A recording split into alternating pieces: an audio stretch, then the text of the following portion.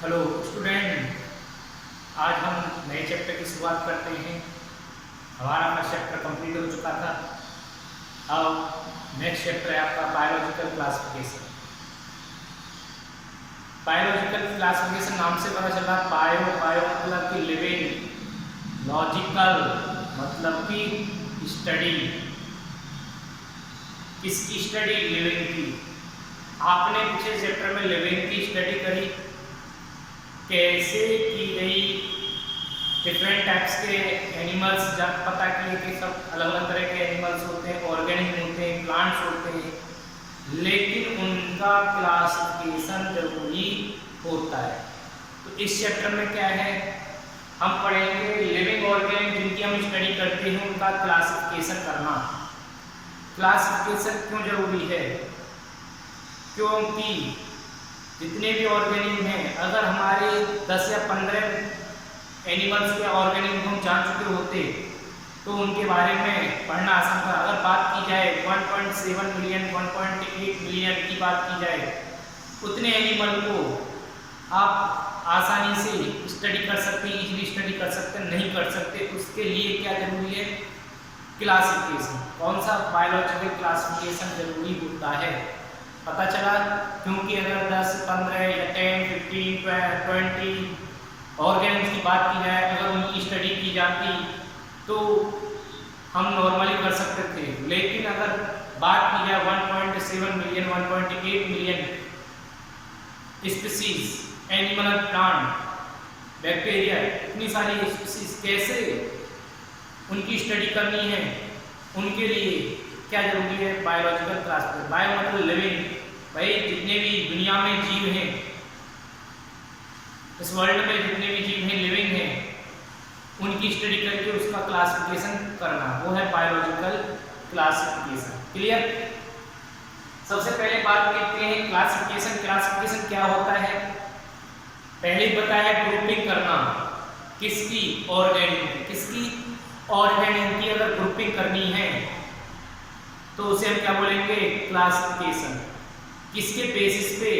Similarities and dissimilarities के basis पे बोल सकते हैं grouping of organism in the basis of similarities and dissimilarities. उसके बेसिस पे हम क्या करते हैं? ऑर्गेनिज्म को डिवाइड कर देते हैं, उनका क्लासिफिकेशन कर देते हैं, ग्रुपिंग कर देते हैं, कैटेगरी बना देते हैं। वो कहलाता है हमारा क्लासिफिकेशन, क्लासिफाइड करना। अब क्लासिफिकेशन के लिए क्या पर्पज है, क्यों जरूरी है, मैंने भी बताया है, जिससे हम क्या कर सकते हैं? किसी भी ऑर्गेनिज्म को इजीली आइडेंटिफिकेशन कर सकते हैं, उनके स्टडी करना इजी और आरामदायक, वो बहुत इजीली हम स्टडी कर सकते हैं। अगर हम क्लासिफिकेशन नहीं किए, भाई आपको ये पता है, मैंने अभी बताया था कि पहले भी एग्जांपल बता चुका हूँ कि आपकी नॉर्मली आप घर से ले सकते हैं। घर में अलमारी है और आपके पास एक कपड़ों का ढेर पड़ा हुआ, उसमें डिफरेंट टाइप्स के क्लॉथ्स हैं या कपड़े हैं। अब उनको क्या आपको कैसे पता कर सकते हो? आप इजीली निकाल सकते हो कि हमें ये पैंट चाहिए, तो क्या करोगे? उसको देखोगे कहाँ गया मेरा पैंट, उसको 2 के नीचे दबा हुआ है, 3 कपड़ों के नीचे दबा हुआ है, 4 कपड़ों के नीचे दबा हुआ है, इतनी आसानी से नहीं मिल पाएंगे। अगर हम उनका ही क्लासिफिकेशन या क्लासिफाइड करते हैं, उनको ग्रुप में बांटते हैं, पैंट, शर्ट, सूट, ये इस तरीके से, साड़ी, कुर्ता, इस तरीके से हम उनको ग्रुपिंग में कर देंगे तो क्या होगा? हम इजीली अलमारी में जब ग्रुपिंग में कर देंगे उसे, तो क्या करेंगे? हम इजीली हमें पता चल जाएगा, हमें शर्ट निकालने को हम आसानी से शर्ट निकाल दें। अब हमने ग्रुपिंग कर दी, फिर उसको हम कलर के अकॉर्डिंग कर दें। इस कलर की शर्ट उस ग्रुप में, इस कलर की शर्ट उस ग्रुप में। तो हम क्या करेंगे? अगर हम जिस कलर की शर्ट पहनी है तो हम इजीली उस कलर की शर्ट निकाल के पहन सकते हैं। क्लियर है? इसी तरीके से ऑर्गेनिज्म की क्या है, हमें किसी भी ऑर्गेनिज्म के बारे में पता करना है, उसकी स्टडी करनी है, तो उसकी जो क्लासिफाइड कर देंगे तो इजीली हम उसकी स्टडी कर सकते हैं, आइडेंटिफिकेशन कर सकते हैं। ये रखा है ना आपका। सबसे पहले इजी आइडेंटिफिकेशन ऑफ ऑर्गेनिज्म। हम किसी भी ऑर्गेनिज्म को इजीली आइडेंटिफाई कर सकते हैं। Study of organism easy and convenient. ठीक है, उतनी ही उनकी क्या होगी, स्टडी आसान हो जाएगी और उतनी आरामदायक। Help to establish the evolutionary relationship among different organism. और हमने ये जो होता है क्लासिफाइड जो होता है, क्यों है, क्योंकि ये एक दूसरे जो ऑर्गेनिज्म हैं उनके बीच में इवोल्यूशनरी मतलब कि कहां से इसका इवोल्यूशन हुआ है उस रिलेशनशिप को भी बताएगा। कौन, क्लासिफिकेशन। हम इवोल्यूशन को भी ध्यान में रखते उसको क्लासिफाइड करते हैं। ऐसा नहीं है कहीं का इवोल्यूशन किसी और ग्रुप में ले जाकर रख दिया, नहीं, उसका हम इवोल्यूशनरी क्या रिलेशनशिप देखेंगे, क्या देखेंगे, इवोल्यूशनरी रिलेशनशिप, उसी के अकॉर्डिंग उनकी ग्रुपिंग करते हैं, उसे बोलते हैं क्लासिफिकेशन। क्लियर है? ये थ्री पर्पस है जिनके बेसिस पे हम क्या करते हैं, कॉमनली हम बोल सकते हैं थ्री पर्पस हमारे सामने हैं जिनके बेसिस पे हम क्या करते हैं, इनकी क्लासिफाइड करना जरूरी है, क्योंकि हमें ये तीन चीजें देखनी है। ये तीन चीजें हमें आसानी से पता चल जाएंगी। उसको क्लियर है, पर्पस दे रखा है भाई, पर्पस ऑफ क्लासिफिकेशन, क्या उद्देश्य है उसका, हम क्यों करें, फालतू में थोड़ी नहीं करेंगे, कुछ ना कुछ उसका उद्देश्य होना चाहिए। किसी भी चीज का कोई ना कोई उद्देश्य होता है जब हम उसकी स्टडी करते हैं। तो यहाँ क्लासिफिकेशन का क्या उद्देश्य है, इजीली आइडेंटिफिकेशन कर सकते हैं ऑर्गेनिज्म को, उनको उतना ही स्टडी करना आसान हो जाएगा, और उनके जो इवोल्यूशनरी रिलेशनशिप है, कहाँ से आया ये, किससे पैदा हुए, ये कहाँ से विकास हुआ इनका, ये सब चीजें हम जानकारी कर सकते हैं। सबसे पहले बायोलॉजिकल बात करते हैं, बायोलॉजिकल क्लासिफिकेशन सबसे पहले दिया किसने था, सबसे पहले दिया था अरस्तु ने। किसने दिया था? अरस्तु, अरिस्टोटल जिसे बोलते हैं। ये कब की बात है? 300 BC की, ठीक है। उस टाइम पर आप जानते ही क्या स्थिति होगी, उस टाइम पर ये सब देना भी बहुत अच्छी बात थी। अब तो बहुत मॉडिफाई हो गया, बहुत चेंजेस आ गए, लेकिन उस टाइम पर क्या था, ये भी क्लासिफिकेशन उनके बारे में बताने को अलग करना वो भी बहुत अच्छा था उनके लिए। तो उन्होंने क्या किया, उनको अलग अलग कर दिया। किसके बेसिस पे? कैरेक्टर्स के बेसिस पे। कौन से? मॉर्फोलॉजिकल कैरेक्टर्स के बेसिस पे। किसके? मॉर्फोलॉजिकल दे रखा है ना, based of morphological characters and habitat, उसके बेसिस पे।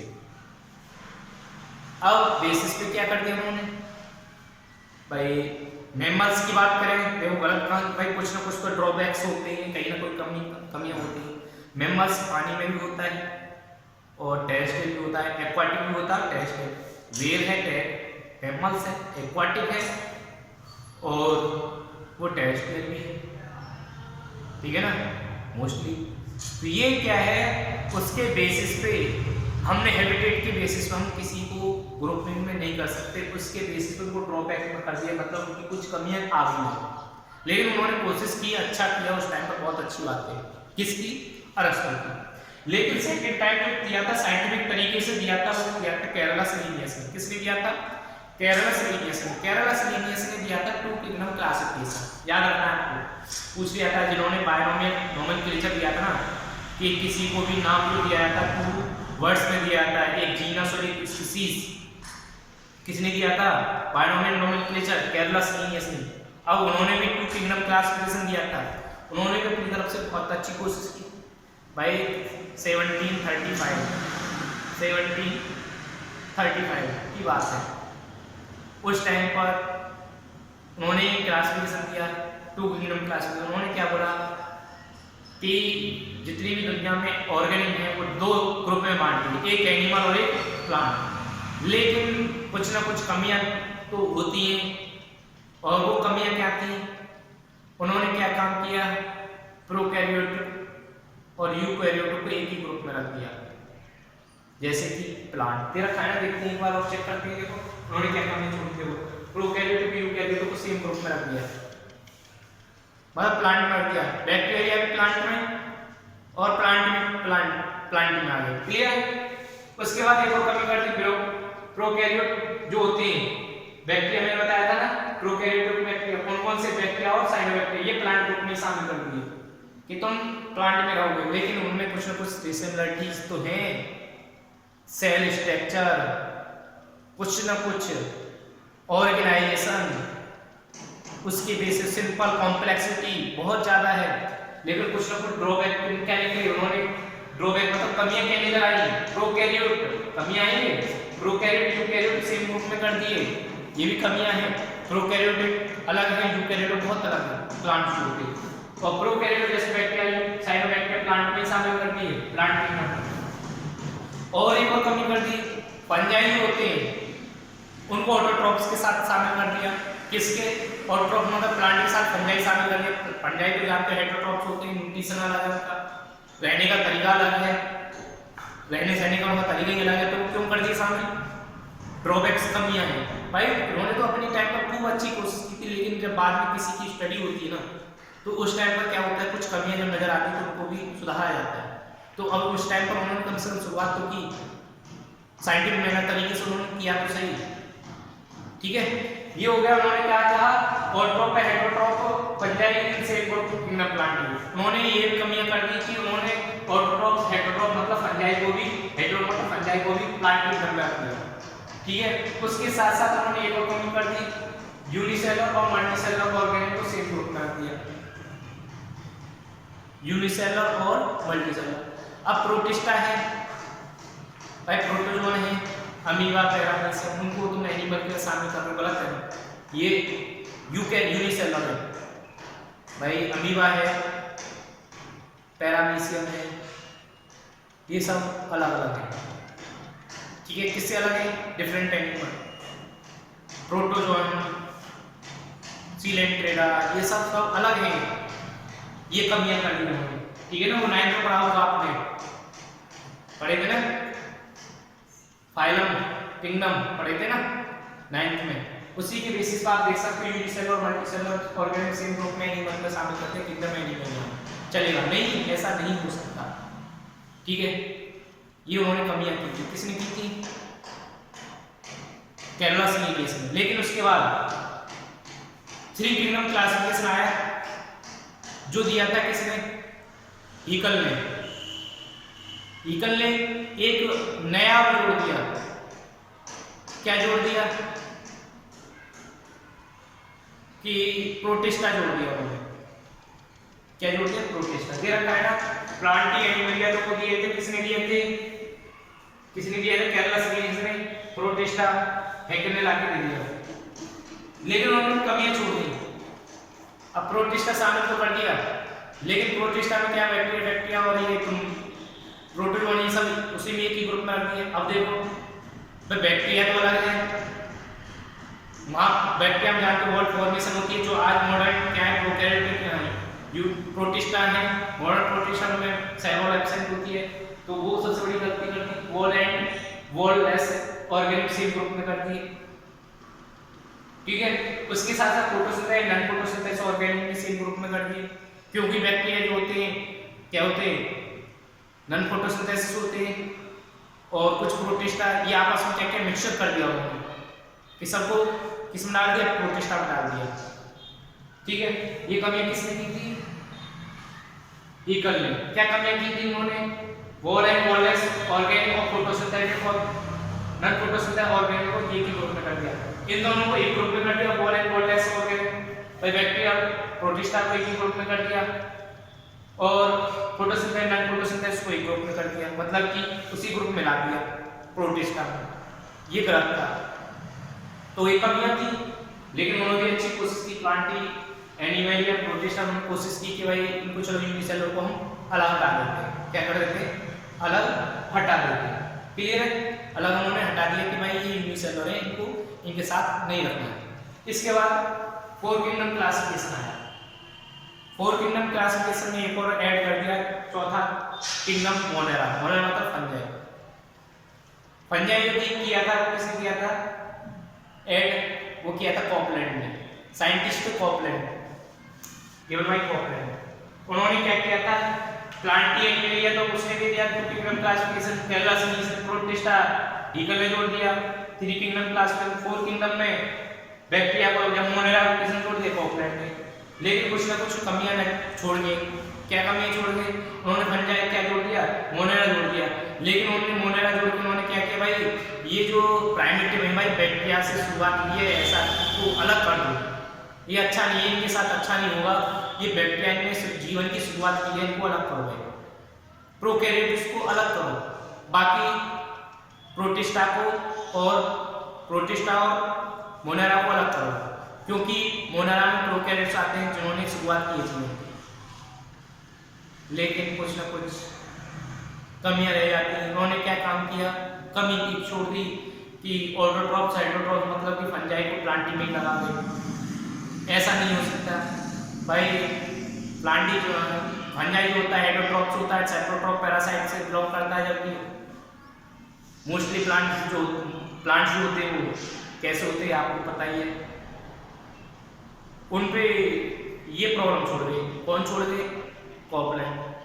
फंजाई को प्लांटी में छोड़ गए, प्लांटी में छोड़ना नहीं चाहिए था, लेकिन उन्होंने अच्छी कोशिश की भाई, लेकिन कुछ ना कुछ कमियां तो न रह जाती हैं, ठीक है ना। उन्होंने क्या किया, प्लांटिंग फंजाई को छोड़ दिया, ये उनकी कमियां थी। किसकी थी, ड्रॉबैक्स किसका था, कॉपलैंड दे रखा है इसमें। फंजाई कौन से किंगडम रख दिया, प्लांटी में।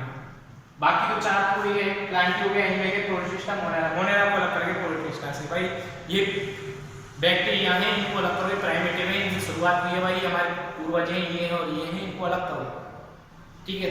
लेकिन उसके बाद 5 किंगडम क्लासिफिकेशन किया। 5 किंगडम क्लासिफिकेशन जो किया था, जो माना जाता है और चल भी रहा है, मतलब कि ये दिया था, किसने दिया था, विटेकर ने। किसने, विटेकर। कौन, आर.एच. विटेकर। क्लियर है, आर.एच. विटेकर ने क्या दिया था, 5 किंगडम क्लासिफिकेशन। उन्होंने एक और किंगडम जोड़ दिया, उन्होंने सही काम किया, फंजाई को अलग कर दिया भाई, ये प्लांटी में नहीं रहेगा, ये अलग ही रहेगा, क्योंकि इसके कैरेक्टर्स अलग है, मतलब इसकी डिसिमिलर है, इसको अलग करो। तो उन्होंने क्या किया, देखो प्लांटी एनिमलिया तो पहले दे दिया, उसके बाद प्रोटिस्टा जोड़ा, ईगल ने फिर मोनेरा जोड़ा, साथ में इन तीन के साथ चौथा 4 किंगडम दे दिया, कॉपलैंड 5 किंगडम फंजाई जोड़ के किसने कर दिया, ये कर दिया, किसने, आर.एच. विटेकर। क्लियर है, उसने 5 किंगडम बना दिए। अब उन्होंने बनाए और उन्होंने क्या किया, कुछ करेक्टर्स रखे, उन करेक्टर्स के बेसिस पे 5 किंगडम तैयार किए। कौन कौन से, प्लांटी, एनिमेलिया, प्रोटिस्टा, मोनेरा और फंजाई। याद रखोगे, प्लांटी, एनिमेलिया, प्रोटिस्टा और मोनेरा और फंजाई, ये 5 किंगडम जो दिए थे वो किसने दिए थे, आर.एच. विटेकर ने। क्लियर है, ये सबसे लास्ट में। लेकिन अब उन्होंने क्या किया, कुछ कैरेक्टर्स रखे, उसके बेसिस पे किया गया। ऐसा नहीं है, कुछ ना कुछ उन्होंने कैरेक्टर्स रखे जिसके बेसिस पे 5 किंगडम दिए थे। उन्होंने क्या कहा, सेल स्ट्रक्चर देखनी है, ये प्रोकैरियोट है, यूकैरियोट्स है, उसके बेसिस पे प्रोकैरियोट्स है उनको अलग कर दिया, यूकैरियोट्स को पहले अलग कर दिया, प्रोकैरियोट एक साइड में, यूकैरियोट्स को एक साइड में। उसके बाद उन्होंने देखा बॉडी स्ट्रक्चर क्या है, मतलब कि ये यूनिसेलुलर है ऑर्गेनिज्म या मल्टीसेलुलर है, उसके बेसिस पे यूनिसेलुलर एंड मल्टीसेलुलर। यूनिसेलुलर है तो यूनिसेलुलर ऑर्गेनाइजेशन, मल्टीसेलुलर है तो टिश्यू लेवल हो सकता है, सेलुलर लेवल हो सकता है, सॉरी टिश्यू लेवल हो सकता है, ऑर्गन लेवल हो सकता है, ऑर्गन सिस्टम लेवल हो सकता है, लेकिन यूनिसेलुलर सेलुलर लेवल ऑर्गेनाइजेशन। उन्होंने क्या किया, यूनिसेलुलर को और मल्टीसेलुलर के बेसिस पे किया 5 किंगडम क्लासिफिकेशन। फिर थर्ड ऑफ कैरेक्टर उन्होंने देखा, मोड ऑफ न्यूट्रिशन। उन्होंने क्या सोचा कि ऑटोट्रॉप और हेटेरोट्रॉपिक न्यूट्रिशन को ध्यान रखो कि भाई इनके बेसिस को उन्होंने अलग करो, 5 किंगडम तैयार करो, इनको भी ध्यान रखो, ये ऑटोट्रॉप्स और हेटेरोट्रॉप। ऑटोट्रॉप्स जाते हैं अपना भोजन स्वयं बनाते हैं, हेटेरोट्रॉप दूसरों पर रहते हैं, दूसरों का पका पकाया बना बनाया। क्लियर है, उन्होंने ये 3 कैरेक्टर दिए। चौथा कैरेक्टर उन्होंने एक और दिया कि इनको रिप्रोडक्शन भी देखना जरूरी है, ये असेक्सुअल है या सेक्सुअल, उनके बेसिस पर उन्होंने 5 किंगडम क्लासिफिकेशन तैयार किया। चौथा कैरेक्टर शामिल किया 5 किंगडम क्लासिफिकेशन के लिए। ये चौथा कैरेक्टर और रखना है, अगर हमें 5 किंगडम क्लासिफिकेशन करना है, 5 किंगडम क्लासिफाइड करने के लिए तो उन्होंने क्या किया, कुछ कैरेक्टर रखे जिनमें चौथा कैरेक्टर रिप्रोडक्शन भी रखा कि इसके बेसिस पर हम 5 किंगडम क्लासिफिकेशन करेंगे। असेक्सुअल है, सेक्सुअल है, सेक्सुअल में कैसा है, गैमीट्स कैसे हैं, प्रोसेस कैसे है, ठीक है, उसके बेसिस पे असेक्सुअल कैसा है, उसके बेसिस पे उन्होंने किंगडम दिए 5 किंगडम। और एक और कैरेक्टर शामिल किया उन्होंने फाइलोजेनेटिक रिलेशनशिप। फाइलोजेनेटिक मतलब कि इनका इवोल्यूशन कहाँ से होता हुआ आ रहा है, ठीक है, कहाँ से रखे हैं ये, इनका कैसे कैसे उन्हीं को उसी से बिलोंग करके उनसे जोड़ के रखा है जहाँ से जिसका इवोल्यूशन हुआ है, जिन जहाँ से उनके कैरेक्टर्स जो होते हैं जेनेटिक कैरेक्टर मोर सिमिलर है, उनको उसी के अकॉर्डिंग रखा है, ठीक है ना। उनको जहाँ से मतलब कि एक दूसरे से रिलेशनशिप है, इवोल्यूशनरी कहाँ से उसका विकास हुआ उसके बेसिस पे ये 5 कैरेक्टर्स थे, जिसे 5 कैरेक्टर्स के बेसिस पर उसने 5 किंगडम क्लासिफिकेशन दिया। पूछ लिया जाता है कौन कौन से कैरेक्टर्स ये रखे थे उसने 5 किंगडम क्लासिफिकेशन के लिए, तो याद रखना cell structure, body structure, mode of nutrition, type of reproduction, phylogenetic relationship. Clear. इसके बाद नेक्स्ट हम पढ़ेंगे टॉपिक, क्लियर है, उसके बाद बैक्टीरिया पढ़ेंगे, ये सब हम पढ़ेंगे, ठीक है, ये आपका होता है। उसके बाद बैक्टीरिया आएगा, बैक्टीरिया मतलब मोनेरा किंगडम, उसके बाद प्रोटिस्टा, प्रोटिस्टा के बाद फंजाई, ये हम क्या पढ़ेंगे, किंगडम पढ़ेंगे, क्लियर है। सबसे पहले कौन सा पढ़ेंगे, मोनेरा। इस तरह से ये आपका जो 5 किंगडम क्लासिफिकेशन जो दिया गया था साइंटिस्ट के द्वारा, कैसे कैसे दिया गया था, क्या क्या कमियां रही इसके बेसिस पे मैंने आपको बताया, ठीक है। नेक्स्ट टॉपिक हमारा क्या होगा, क्या होगा, मोनेरा किंगडम मोनेरा, ठीक है।